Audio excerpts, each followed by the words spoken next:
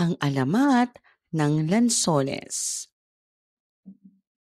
Noong unang panahon, sa isang baryo sa Laguna ay may mga punong may bunga na kulay dilaw.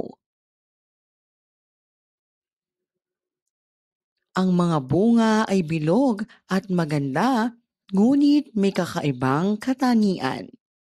Lason ang mga ito, kaya't walang sinumang kumakain. Isang araw, dumating ang isang mabait na diwata sa baryo. Nakita niya ang mga tao na gutom at kulang sa pagkain. Nais niya silang tulungan, kaya't binasbasan niya ang mga puno at tinanggal ang lason sa mga bunga.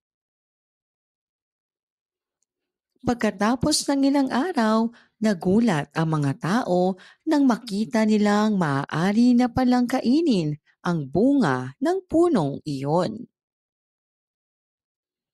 Hindi lamang ito ligtas kainin, kundi matamis at masarap pa.